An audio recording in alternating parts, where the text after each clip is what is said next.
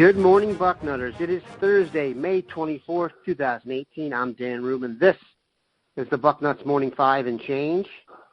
It is arguably the nicest weather ever for a taping of the BM5.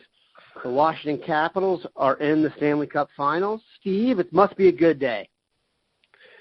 It's a great day, but I'm going to be pissed if this weather doesn't hold for the weekend. There's no better place in the world to live this weekend than Indianapolis. The Indy 500 is in town. My family and I are starting a new tradition. We're going to the parade. I got young kids. My youngest one is 1. We have front row. I bought tickets instead of just standing on the street for the parade. That's on Saturday. We got the race on Sunday. I think we're going to go to the Hot Wheels exhibit on Saturday at the Children's Museum after the parade. Got the race. Going to hit some pool on Saturday and Monday. Get the grill fired up. If thunderstorms are in the forecast, I'm going to be pissed if that comes to fruition because the weather right now is great. Need to carry it over into the weekend. We root for Graham Rahal at the Wiltfong house. He's an Ohio State fan. So if y'all don't follow racing, turn on the Indy 500 this weekend and watch Graham Rahal.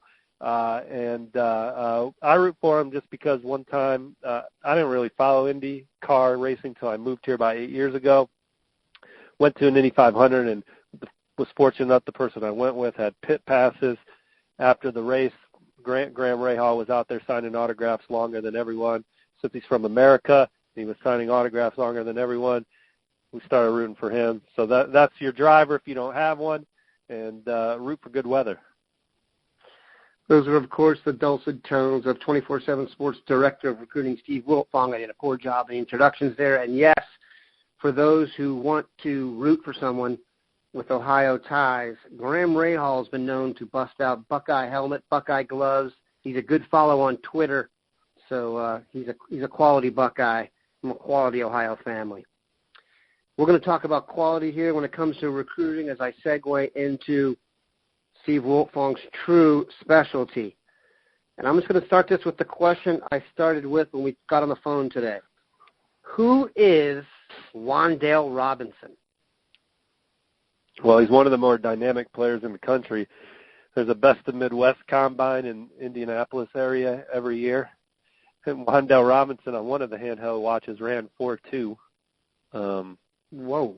So whether you can believe that time or not, it was the fastest time in the building that day. And he can go.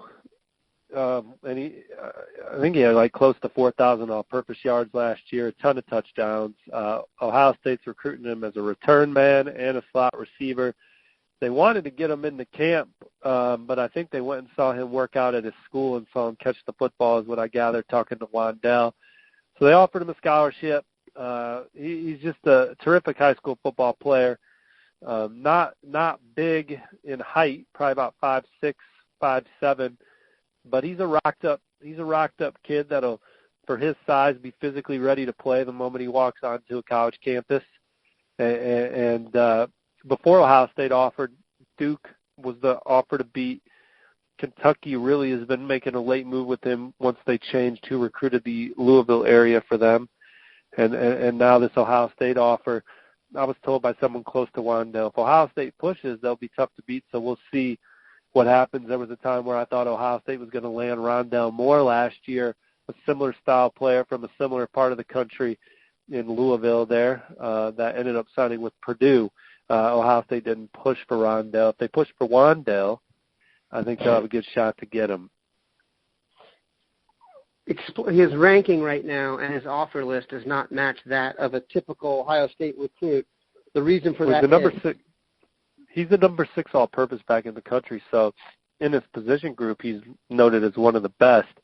Those 24/7 Sports recruiting rankings are an NFL projection, and he's a high 3-star recruit, so we think that he's going to have a great college career.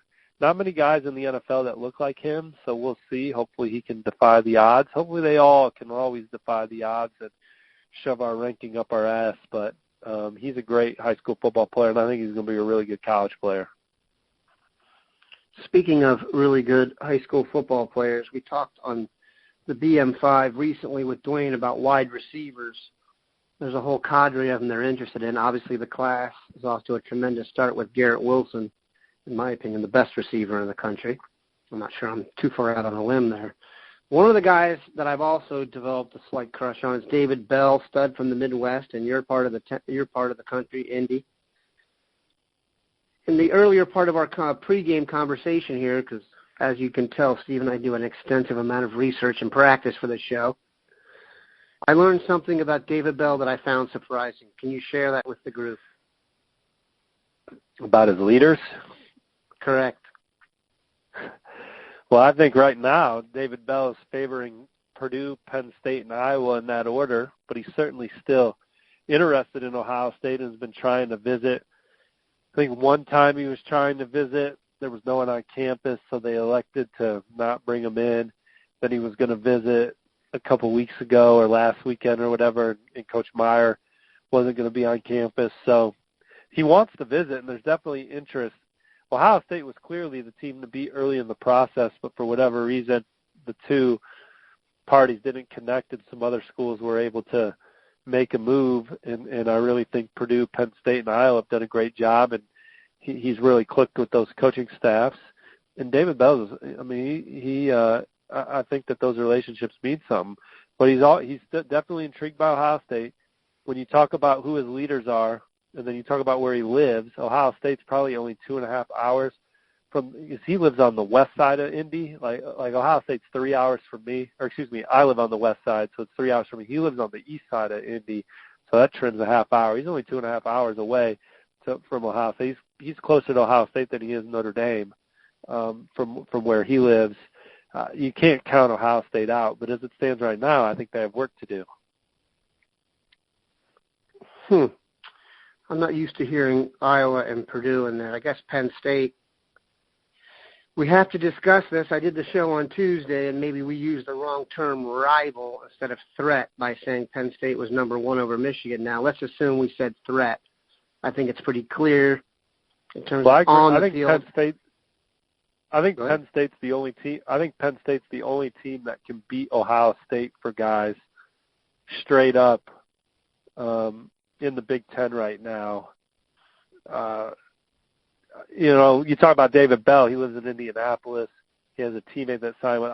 If there's a wrinkle that can help another team, then you have. Sure. Then you could say, well, that team in this certain scenario has a chance against Ohio State. But all things even, Penn State is the only team in the Big Ten that has a chance to beat Ohio State, in my opinion, for a kid. All things even right now. Speaking of which, Darnell Wright is crystal balled to Ohio State right now. After discussing with you, I don't feel that positive about it. So, elite offensive tackle and the guy we know they want, but do you think he's probably SEC bound? I just have said on the show before, I think Ohio State already has their commitment from an offensive lineman in West Virginia and Doug Nestor. I think that he'll be their guy in this class, and he's just shown on the camp circuit that he is among the nation's best at the position, and I don't expect Darnell to go to Ohio State as it stands right now. I should backtrack real quick. Michigan, although I think Penn State is more of a Michigan on an occasion, like the Daxton Hill kid from Oklahoma, the 5-star safety, number one safety in the country. That's one where all things are even going in. I think Michigan's in a better spot for Daxton than Ohio State right now. So Michigan can recruit alongside Ohio State, but Ohio State's going to win the majority of the recruiting battles against Michigan. I think Penn State can give them their money's worth. I know people don't want to hear this, but one of the big reasons they're going to be able to sustain this is the performance their players put on at the Combine. I know that there's a disconnect between some Bucknutters and what these guys do in the pros, but just understand that every single guy who commits to Ohio State thinks he's an NFL player. So you better show them you can go. And while Ohio State has been unreal at producing NFL talent, Penn State has also done a heck of a job. I saw you put Milton Wright to Foggy, another wide receiver from Kentucky, as we opened up with a scat back from Kentucky. Why the Foggy vibe, and where do you think things stand with Milton Wright? Well, I was on Ohio State early for Milton Wright, but I think Milton Wright has some work to do in that regard, and he is doing it, so we'll see what happens. He's working hard to get everything situated so he can attend a place like Ohio State. He's visiting Alabama the first week of June, planning to return to Ohio State the third week of June. Louisville, Kentucky, Purdue. The Fighting Jeff Brahms. Jeff Brahms is going to do a good job recruiting Indiana and Kentucky. So the Fighting Brahms of the Purdue Boilermakers are in there for Milton Wright, who I think is an elite talent from a speed and size standpoint. 200 pounds, running sub-11 in the 100 the last 2 years at the state track meet. He's got some juice to him, plays both sides of the ball, won a state championship as a junior, plays for a former NFL quarterback, former Louisville quarterback. So in a good system over there at Louisville Christian Academy. So I don't know anymore. I think if all things, Milton Wright had everything ready to go early, I think he'd be part of the Buckeyes class.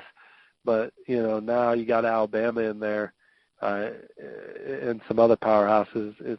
This one could get interesting. We're going to finish with just a little positivity here because it hasn't been as prevalent as it has been in recent years, at this point at least. And we're going to talk a little bit about Cade Stover because I had the chance to see Cade Stover in person this weekend at an AAU basketball tournament in Columbus. And I just want to share with everybody, this is one of the baddest high school dudes you will see in person. He is the best defensive rebounder that I have seen on the circuit this year, and he is and I put this to you earlier, whatever cliche you want to use, this is in the boarding house yesterday, for man's man or man among boys, it is Cade Stover. He has the voice to back it up. What have you heard about Cade Stover? I know the staff is ecstatic about getting him. Yeah, I just know they love him in Columbus. We have him ranked higher than everyone else, I believe, at 24/7 Sports. I think where do we have him, like 61 or something like that? I'll look it up. Might be a little too low, but we have him right in that second round. Yeah, I mean, he's a ferocious player you turn on the film, he's hurdling people when he has the ball in his hands. And then on the other side of the ball, he just chews up grass so quickly, and when he's around the football, there's a pop. I mean, he is a ferocious guy and a terrific athlete, obviously, and a guy that I expect to be a star on Ohio State's defense, and then ultimately be one of those guys that we're talking about around the NFL Combine and then on draft day. Yeah, number 8 outside linebacker in the country, 73 overall, 94 rating, 4-star. Who's better? Who do we have better than him? Pull up the outside backer ranking. I have it right here. Owen Papo, Henry. These rankings are always fluid. I don't always agree with them. Like Cade Stover could be Owen Papo testing off the charts. But Cade Stover. Yeah, but Owen Papo is 6 foot half an inch. No, I get it. Like Owen There's Papo. no NFL linebacker going to get drafted ahead of a 6'4" guy. And Henry Toto, right. Massey Funa, DeGabriel Floyd, Lance Dixon, and Cade. Yeah, I'm with it. Yeah. Good group. I could make an argument that Cade's better than all those guys. I could. I mean, I'm not saying that I couldn't make an argument that some of those guys are better than him, but yeah, Cade, he's got a shot to be a really great player at Ohio State. No doubt. I just want to make sure everyone's properly geeked after the VM5. We appreciate Steve stopping by to spread the love on a sunny day in the Gem City in the Midwest. Have a great day, Bucknutters.